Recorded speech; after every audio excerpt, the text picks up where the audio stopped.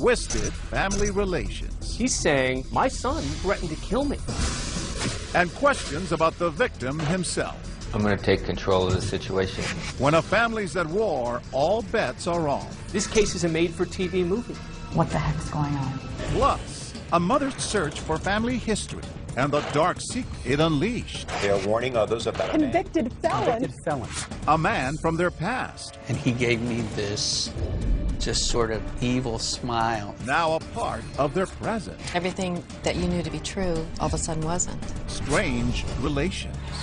And a bank teller forced to strap on a bomb to rob her own bank. We're gonna blow out. But is she the pawn or the queen? It was just like money everywhere. He's filling holes before we even find him. Secret intentions.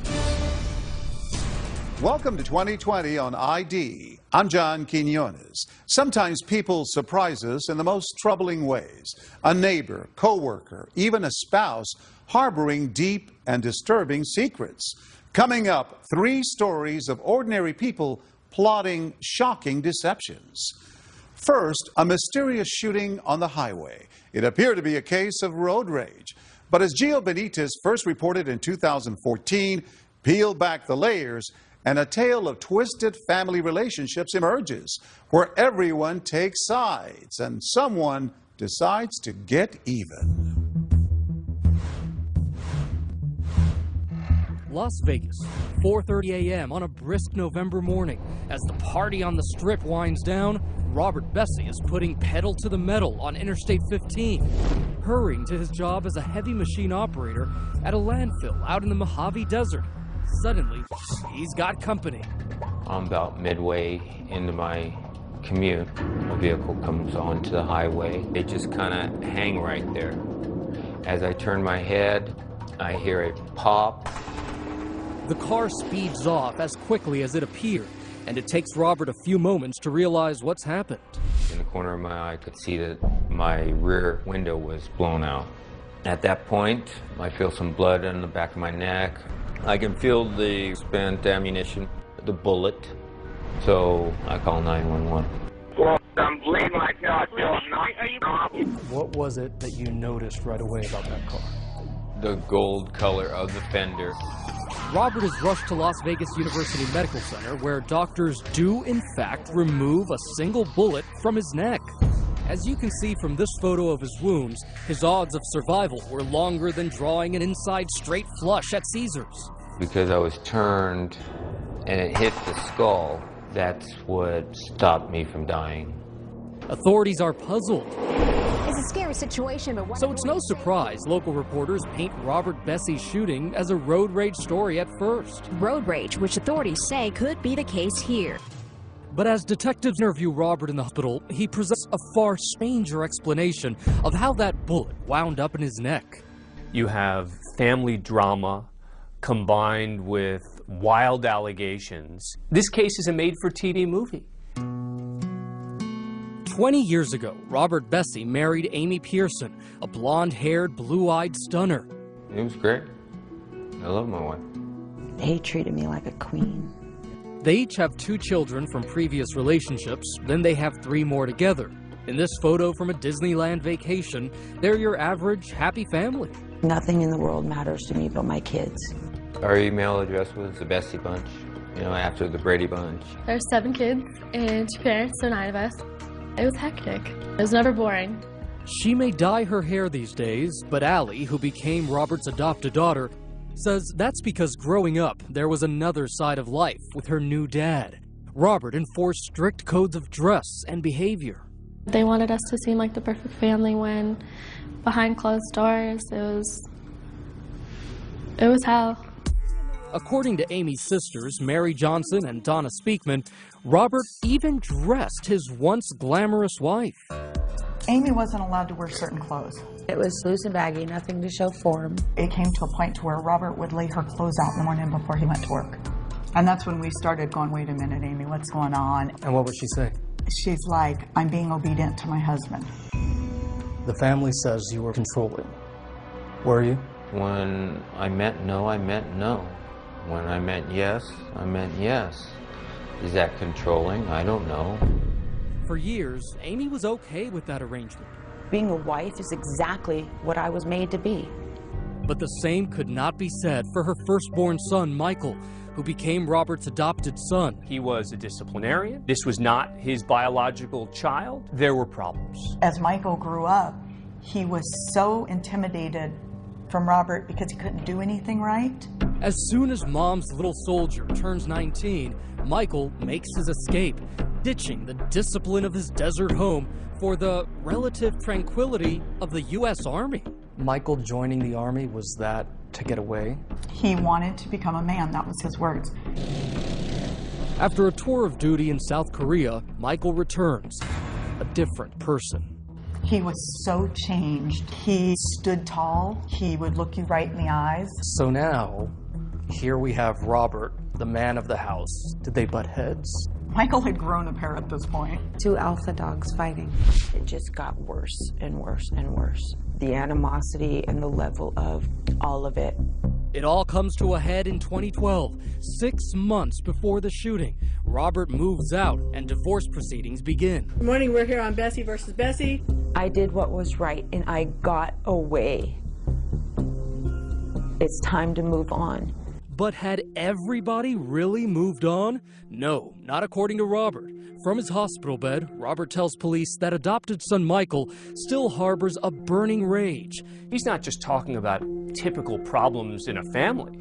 He's saying, my son threatened to kill me. And so the authorities now have a real lead. But Michael insisted he'd spent the night before with his mom over at his Aunt Mary's house, everyone enjoying a big spaghetti dinner. And Amy tells police he was home with her the rest of the night. Did you stay there at your house? Yeah. Did Michael leave the house? No. And remember, Robert specifically recalled that the shot came from a gold SUV. Michael drove a pewter gray Bronco. The shooting remains a mystery until a tip breaks the case wide open. The suspect's vehicle was a gold-colored Chevy Tahoe or Suburban. Thanks to news coverage, a trucker reports seeing a gold SUV at this gas station the morning of the shooting, just a few miles from the interstate. If Robert hadn't said gold SUV, we don't have our key piece of evidence. Police head here and check the security cameras. In a word, bingo, and we're not talking scratch-off. That's Michael there, buying a Monster energy drink and snacks at the counter with his Uncle Rick, Amy's brother, and an ex-con fresh out of prison. And in that video, there was a little smile, wasn't there? Oh yeah, there was a smirk for sure. And that for you, was that chilling? Absolutely. After scooping up their munchies, the two get into the SUV and drive off in the direction of I-15, where Robert was about to be shot. Soon, police track down that SUV. It belongs to Uncle Rick's girlfriend. In short order, they slap the cuffs on the gang that literally couldn't shoot straight. Police say they've made an arrest in a shooting on I-15. Case closed? Not by a long shot. Police are about to unearth more stunning revelations about the Bessie bunch. Robert Bessie was suggesting that Michael wants his mother to himself. And is the victim of the shooting guilty of something himself? Did you hit Amy?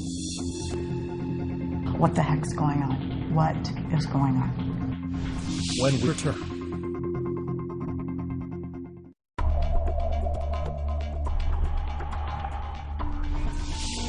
21-year-old Michael Bessie, another man identified as Richard Pearson, was arrested on attempted murder and battery charges. Even after Michael Bessie and his Uncle Rick have been arrested in the attempted murder of Michael's adoptive father, Robert. Investigators are just scratching the surface of this case. This case kind of got out of control quickly. That's because Robert has made a most disturbing allegation, telling police Michael has an unnatural relationship with his mother, and describing a letter Michael had written to Amy with the phrase, "I miss touching you." There is no question that Robert Bessie was suggesting that Amy was having an incestuous relationship with Michael. By making these allegations, he is suggesting a possible motive, that Michael, his adopted son, wants him out of the picture so he can have his mother to himself. Robert kept insisting that Michael was getting too close to his wife. It's ludicrous. He was jealous. He was jealous. Amy denies there was ever anything wrong about her relationship with her son. and she's making an alarming allegation of her own. She claims Robert wasn't just overbearing, he was physically abusive for years. It went on for a while. It went on for quite a while. So why did you stay with him? Where was I supposed to go? What was I supposed to do? She says she'd finally had enough when Robert gave her these bruises in a big blowout 6 months before the shooting. He went off, and it was where I was on the floor with my hands and legs in the air telling him I just want to get up. I couldn't even breathe anymore. Amy's abuse allegations are backed up by Michael and by Amy's sister. So what does dear old Dad say about all this? Did you hit Amy?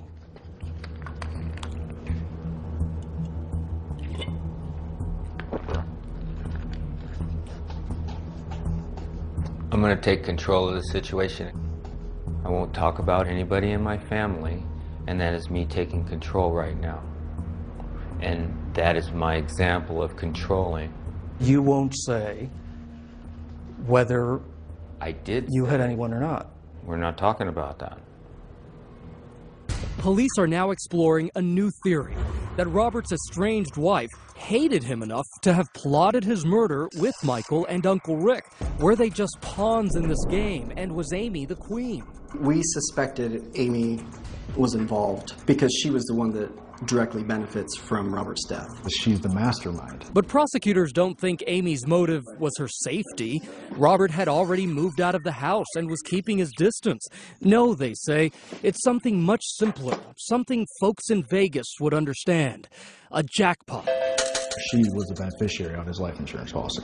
And that life insurance policy was worth $250,000.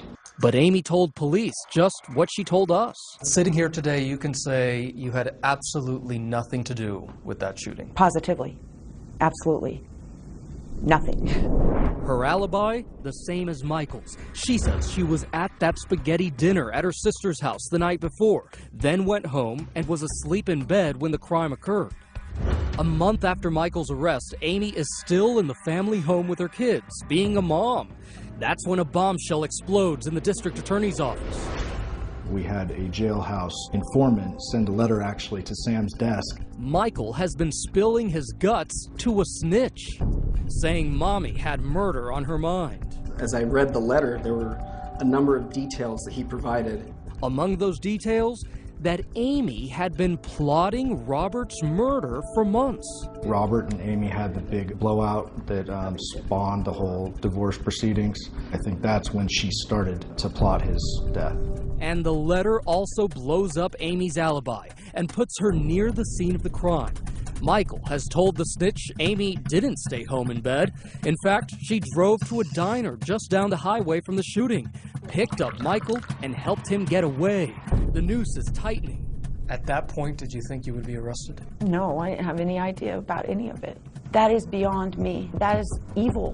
The prosecutors aren't buying it. They charge Amy with 7 different felony counts and get ready to take her to trial. Amy Bessie is charged with plotting to kill her husband in a drive-by shooting, with her brother and her son carrying out the crime. As the trial begins, the prosecutors come out swinging. Hell hath no fury as a woman scorned, and that fury is the rage that she felt against her husband, Robert Bessie. They tell the jury that they now have evidence Amy had hatched schemes to off her husband, not once, not twice, but she tried at least 3 times. What follows is a parade of would-be and wannabe assassins. Enter Courtney Smith, Michael's ex-girlfriend. She testified that Amy spoke about that insurance policy incessantly. She said that it was for $250,000 and that she had made the comment that he was worth more dead than alive. And Smith says she was in on one of the first unsuccessful murder plots, a failed attempt to poison Robert on Father's Day. Death would be delivered in a can of Red Bull laced with arsenic. Who delivered that Red Bull to Robert? I did. Who actually handed it to you to deliver to Robert? Amy.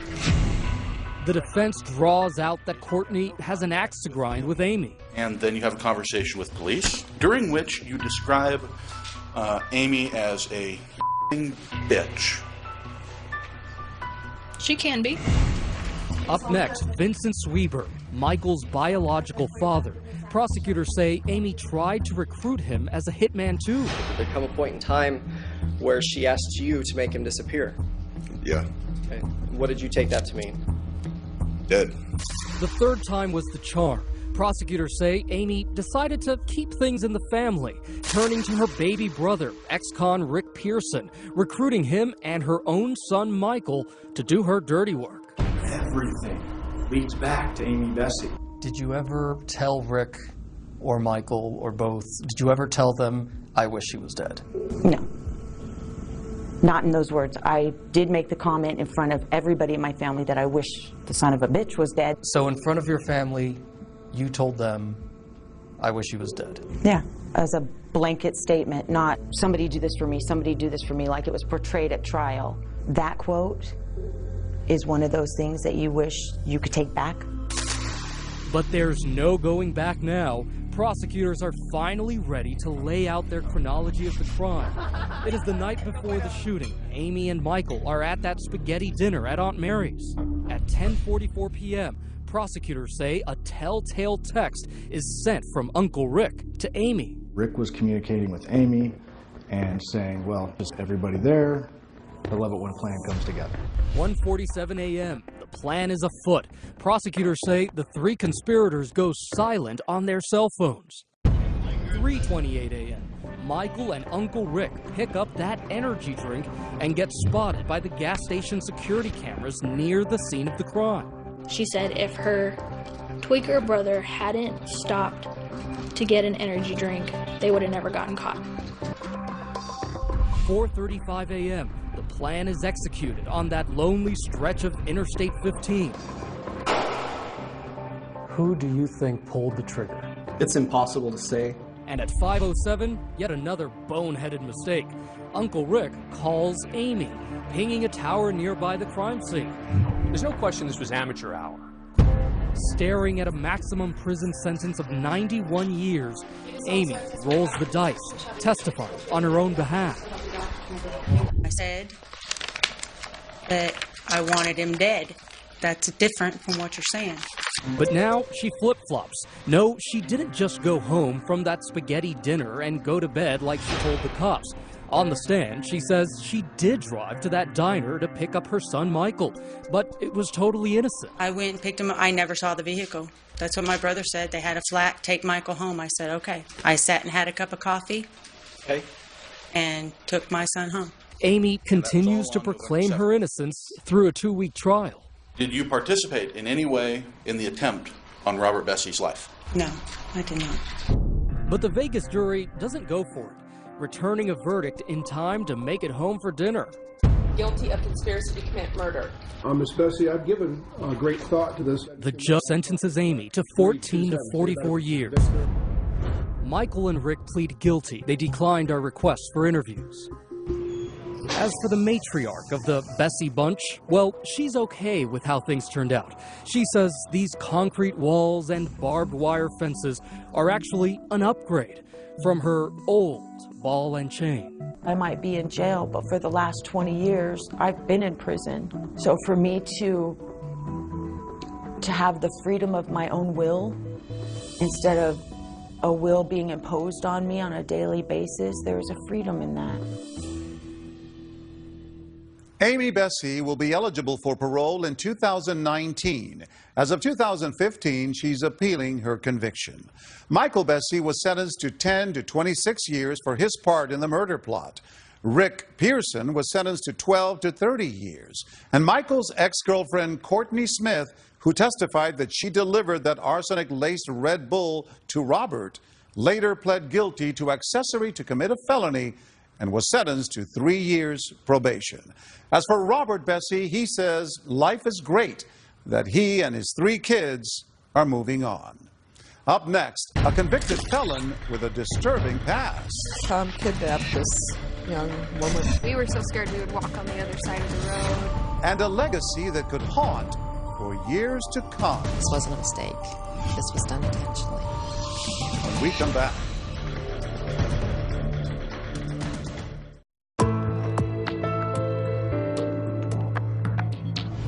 Sometimes deception can take years to unravel.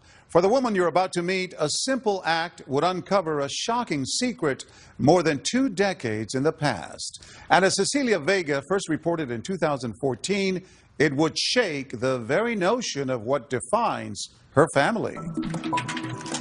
It started off as a hobby, researching family history. So it gets addictive.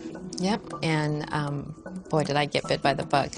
But what Pam Branham uncovered would reveal an unthinkable secret about her 21-year-old daughter. It involves a fertility clinic and a monster unleashed from the grave. Stunning story, bizarre story. They are warning others about Convicted felon. It shakes your world, absolutely, because everything that you knew to be true all of a sudden wasn't. You know, you're like pinching yourself going, this is like the worst dream I've ever had. I'm going to wake up, and it didn't happen. It happened. It happened. It happened in Salt Lake City. Newlyweds John and Pam Branham are trying to start a family with no success. So as a last resort, they go to a fertility clinic here on the campus of the University of Utah.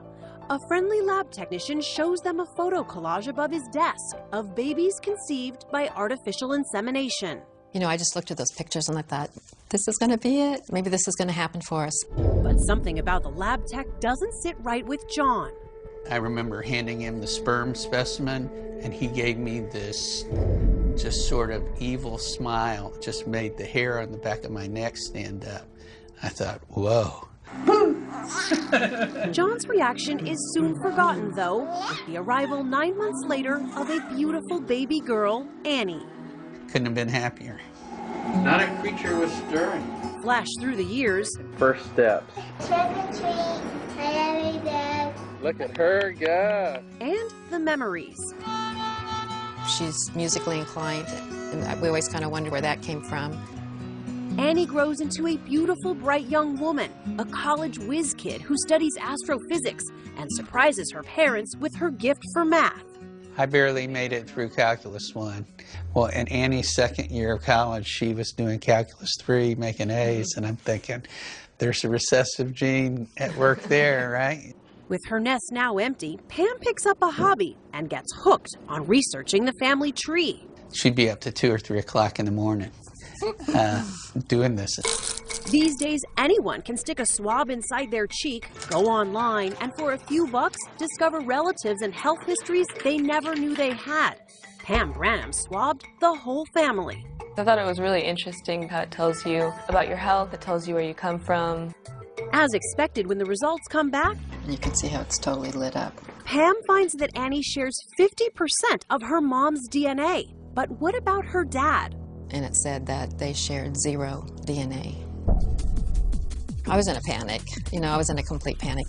Annie walked through the door, didn't say a word, gave me a big hug, started sobbing. I think it took a very long time for it to sink in. What was it that sunk in? Trying to comprehend what it meant that he wasn't my biological father, and then who is. The Branhams say they couldn't get answers from the university. It would take a DNA detective to get to the bottom of it. They wanted to know what her biological heritage was on her paternal side. Finding biological fathers is a specialty of C.C. Moore, a genetic genealogist in Southern California. Desperate for answers, Pam sends her an email. This is right up my alley. She tells Pam to send Annie's DNA to multiple online databases. And in this type of work, we always say if we can find a second cousin or a predicted second cousin, we're pretty much in business. We can usually solve the case. Moore's hunch pays off, and the plot thickens with a single match between Annie's DNA and this total stranger in Minnesota, Carla Evans. What this retired school secretary knows will blow open the whole story. She asked me if I had a relative that might have donated sperm, and I said yes, as a matter of fact, I did. And I said, well, can you tell me where he lives? And I said, well, he lived in Salt Lake City a lot, and I know he used to work for a fertility clinic there. And I thought, okay, that's it. That's it. That relative was Carla's cousin, Tom Lippert.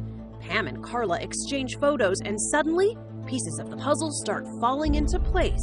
When I first saw Annie's graduation picture, it looks almost identical to Tom's graduation picture. When I saw that photo, I just knew that Tom was the father. She also recalls some things that might explain Annie's interest in music and her college ambitions. Well, Tom was very talented. He was very intelligent. He went to Notre Dame Law School. He was also musical. And I looked at those pictures and I recognized him. You recognized him? He was the man at the clinic. I could picture all those baby pictures behind him, the ones that he was so proud of. Oh, he made a big deal out of the fact that these were all the families that I've helped conceive. This is so creepy. Picturing him sitting next to that wall is chilling. And I just thought to myself, this wasn't a mistake. This was done intentionally. But the story dead ends in a cemetery. Tom Lipp died in 1999. Case closed. Until, that is, Carla Evans drops a bombshell. And said, Pam, there's something I need to tell you, and I want to be totally upfront with you about who my cousin was and what he did. Tom kidnapped this young woman. That's right. Tom Lippert was a convict, a kidnapper who gained national attention in 1975, sentenced to 6 years in prison for abducting a young woman. The details would unhinge everyone. He held her for 3 weeks, sometimes in a metal-studded box. For me, that was as devastating almost as finding out. After getting out of prison, Lippert married a nurse, Jean, and settled in this quiet Salt Lake neighborhood. He terrorized the neighborhood kids. We were so scared we would walk on the other side of the road. Tessa Murdoch says Lippert threw rocks, broke windows, and even made the local news. Did you throw these rocks last night? Absolutely not. I never knew why he hated kids so much. Ironic, because hating kids didn't stop him from conceiving them, allegedly swapping his sperm for that of patients while working as a lab tech in the fertility clinic at the University of Utah. At the time, the clinic did not do criminal background checks on prospective employees. We are deeply sorry for any anxiety this has caused to our patients. The university admitted that many lab records were destroyed. They can only guess how many sperm samples were handled or mishandled by Tom Lippert. DNA detective Cece Moore created a blog that's already gotten responses from at least 5 more possible Lippert offspring, who'd be Annie's half-siblings. You think there are other families out there right now who were duped just like you? I know it. I know without a doubt. I'm starting to hear from them. I wouldn't wish this on any other family. Still, the Branhams know their turmoil is far outweighed by the one beautiful blessing that came out of it, their daughter, Annie. What have you learned about yourself, about your family? That we're just the same. My dad is my dad, regardless of whether or not he's biologically related to me. He's the one who raised me.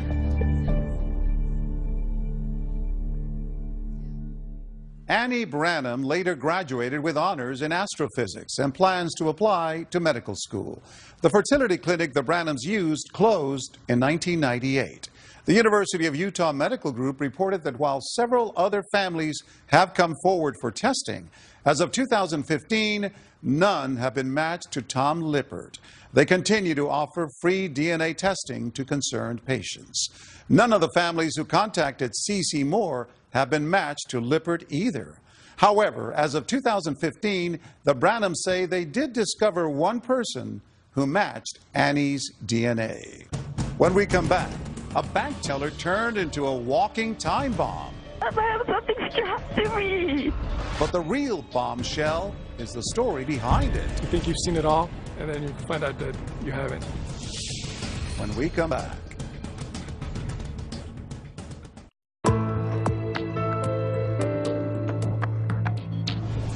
A brazen robbery caught on tape. A panicked employee, bombs strapped to her body, forced to steal from her own bank. But as Jay Shadler first reported in 2014, that's just the beginning of this explosive story. The sun's coming up over East Los Angeles, and a bank heist is going down. Breaking news out of East Los Angeles, kidnapping and robbery at a Bank of America. A longtime bank employee has been kidnapped, strapped with a bomb, and forced into robbing her own bank. Why have I have something strapped to me? Can you hurry? I'm so scared. We're coming, honey. I'm gonna blow out. Alerted, the LA bomb squad rolls out of its headquarters and heads to the bank on South Atlantic Boulevard. This would be the highest threat level. Bomb Squad veterans Joseph Acevedo and Rob Harris. There's helicopters, there's police cars. People were pushed way back. The hunt is on for 2 bank robbers who strapped. Local reporter Rob Hayes is covering the heist for KABC. We're shooting from far. We had the chopper up, and we're just kind of waiting for this thing to play out. We have an innocent victim that's lives in danger. Our #1 priority is to get to that person. The victim is Aurora Barrera, an assistant manager for the bank and an LA native. At 8:20, with the bank still closed, surveillance cameras inside and out show Barrera carefully following the kidnapper's instructions, enlisting the help of the only other employee in the bank as she empties the vault and tosses 2 bags with $500,000 out the side door. At the very moment Aurora is dropping the bags out this bank door, a getaway car is pulling up on this side street. The robbers have timed this perfectly. We know that because one of the robbers spoke exclusively with 2020. It was like one of those moments where you have no control over your body. You're just in shock. It was just like money everywhere. Brian Perez has been recruited into this heist by his friend Richard Menchaca, who drove the first getaway car. Perez says the money is now transferred to his car to keep police off their trail. The handoff takes place at this car wash right around the corner from the bank. So he opened my door and he pretty much threw all the money in the back of the car. You're sitting in a car wash, looking in the back seat. With over $500,000. Yeah. And he closes it up? Yeah. And then what? He tells me to go. He slapped the car like, get out of here. Back at the bank, the bomb squad begins the delicate but dangerous work of removing the bomb from Aurora Barrera's body. She was sitting in a chair at the desk, just saying, please, please, please, I don't want to die, I don't want to die. We saw a black cylinder object below her rib cage, and then we could see a cable. And some electrical tape. That is how it was connected to her body. After calming Barrera, the device is gently removed from her. That's her finally walking free from the bomb and the bank. Now the device is isolated and destroyed with the help of the squad's robot. I went back down with the bomb suit and I got down and pulled all the pieces apart and saw that there was no high explosives, there was no circuitry, it was not a bomb. Detective Harris signals code 4, meaning all is safe. The device is a fake, but an effective one. The robbers have made away with over $500,000 without ever having stepped into the bank. Where did the money go? It's a great question. This is Special Agent Black. FBI Special Agent Nicole Black and Huntington Park Detective Joe Settles are the first to interview Aurora after the heist. She was emotional during the interview. She would go into trying to describe the events, how scared she was at the time. I took a shower and... Slowly, the single 32-year-old woman recounts her early morning abduction. She got up in the morning, got ready for work. She went out to her garage as normal, and once she opened the garage, she was accosted by 2 black males. They told me that they've been following me, that they knew where I worked, and that I better do everything that they tell me to do. Held at gunpoint and forced to tape some sort of device on her stomach. Told me to strap it to myself. He gave me the tape. You put it around my waist and have some wires. I just saw wires and scared. They gave me a backpack and they told me to stuff it with the money and to throw it through the side door. That if I didn't do what they told me to do, that I was going to get hurt really bad. As night falls, the search for Barrera's kidnappers and bank robbers goes on. Authorities are following leads, attempting to track down those 2 suspects who apparently... I know they were African American or black. All I could see was part of this right here, and the way they spoke. But Barrera's memory is vague, and police begin privately questioning whether she was the pawn in this high-stakes game, or perhaps the queen. Stay with us because this bank heist is about to turn into a Bonnie and Clyde whodunit.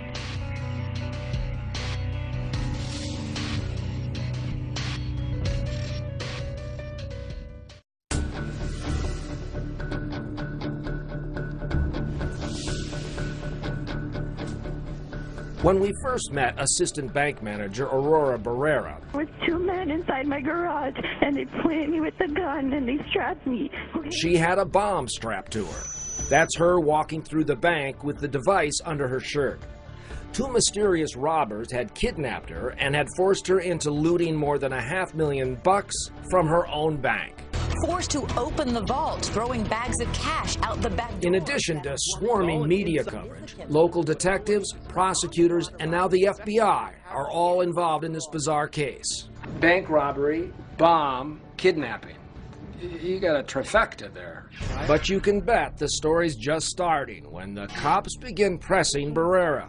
Looking for answers, they find only questions and doubts. I want you to make sure that you're thinking of all your senses. Red flag number one, Barrera's demeanor on bank surveillance. At times, she buttons her jacket or kind of tries to potentially hold the device up as if it may be falling off. A reasonable person that would think they had a device strapped on them that was going to blow up. You'd think she'd be on eggshells the entire time. Right. And she wasn't. Red flag number two, Barrera is long on dramatics, short on details. What did you hear? What did you see? What did you smell? She couldn't answer those questions for critical points in the timeline. It was like pulling teeth. One of the things that we noticed right away was that she had a tough time calling the device a bomb. She was very reluctant to say anything more than that thing. The other guy gave me the whole thing. He's the one that had that thing. He was holding the thing. And the bomb, as we know, turned out to be a hoax, leading to red flag number three. Okay, so you're kind of holding it in place with your right arm, and then just pretty some straps of tape there. Barrera says the electrical tape used to attach the device was torn with her own hands. The tape stretches when you try to tear it. Usually you need scissors to cut that sort of tape, which would create clean edges, and that seems to be the case in these photographs. And it would be very difficult to hold a device, hold a shirt up, tear or cut tape while being held at gunpoint. And finally, red flag number four. Maybe we stuffed the bag mostly with singles. Instead of filling the bags with singles, as she claims, Barrera went straight for her bank's big bills. So what you can see is that Aurora, in loading up the money, took only the large bills and left behind the ones. If it was your bank and you were trying to protect it, you'd think you'd start with the ones and leave the hundreds behind. But all of these red flags are just circumstantial evidence. The license plate of the getaway car is not. Watch. Right after Barrera drops the money out of the bank's back door, her co-worker rushes to look out a side window, glimpsing the license plate and giving investigators a solid break in the case. The car is linked to Barrera's boyfriend, Ray Vega, an ex-Marine and a firearms instructor. Vega is cocksure of himself and a tad too angry when the cops call him in for questioning. I'm pretty pissed off. You could have called me, man. I got hooked in front of a bunch of people that respect me and that I respected. That's really jacked up. He was very agitated. He was angry at the fact that he was being investigated for being part of the robbery. I may be a man or a dirtbag, but I'm not a bank robber. Try telling that to your accomplice, Brian Perez, who spoke to us in an exclusive interview. How would you describe Vega? Intimidating guy. Vega just came off as like a James Bond kind of wannabe. You look into his eyes and you kind of realize that he might not be totally sane. Perez, who will later become one of the chief witnesses against both Vega and Barrera, laid out the whole heist to us while driving through the key East LA locations. Basic plan was he had a girlfriend that worked inside, was going to be a bomb on her chest. She was going to throw money outside of a door. Someone was supposed to pick it up and drive off with it. What did you think? Crazy. In my mind, I was like, well, this guy's nuts. And yet, you agreed to it. I mean, yeah, I did agree to it. He threatened me. He could put a bomb in my car, my parents' car. Fearing Vega, Perez continues with the plan. That's him rendezvousing with Vega in a parking lot near the bank. Later, Perez transfers the loot to this suitcase and heads to a Ramada Inn 7 miles away from where the heist went down. Here, Perez, Vega, and the driver of the first getaway car, Richard Menchaca, were to begin splitting the spoils. Vega shows up. He enters through the door right there. First thing he looks, he doesn't even look at us. He looks at the money on the table. He just says, I Can't believe it. You know, we got away with it. Is that what he says? Yeah. And Is that what he says? They all might have gone scot-free if not for Ray Vega's king-size ego. Even in front of the cops, humility is not one of his strong suits. In fact, he's so confident in himself that he's basically begging you to go look for information on him. Yeah, he's filling holes before we even find them for us. Like this. If you guys can pull up my phone, you guys can see the history. Then you guys can see where it pinged off the cell phone towers where the hell I was. They did, and he wasn't. His phone was using cell towers 20 miles away when he was supposed to have spent all night at this Days Inn. I do think he believed that he could convince us that his story was true. Enough so that we wouldn't look into it further. At trial, Brian Perez's testimony against his former accomplices proved crucial. He was sentenced to 5 years probation, but Vega got 14 years, Barrera 9. So was Barrera the mastermind of this heist, or just one of the players? She walked into the bank armed with a hoax explosive. I would always think that Aurora planned everything inside the bank because she knew the bank. She knew how to get into the vault. And the money made it out the side door of the bank, which was the ultimate goal. So to that extent, Aurora pulled it off. She did. In the end, while the criminals were caught, where's the money? If anyone has the answer to that, they can feel free to give our office a call. As for the bomb squad guys who were willing to risk their lives to save Aurora Barrera, I couldn't help asking. When you learned ultimately that she was part of the hoax, what went through your head? It was one of those moments where you think you've seen it all, and then you find out that you haven't, you know? As of 2015, both Aurora Barrera and Ray Vega are appealing their convictions. All the defendants were ordered to repay the money they stole from the bank. I'm John Quinones. Please join us next time for another edition of 2020 on ID.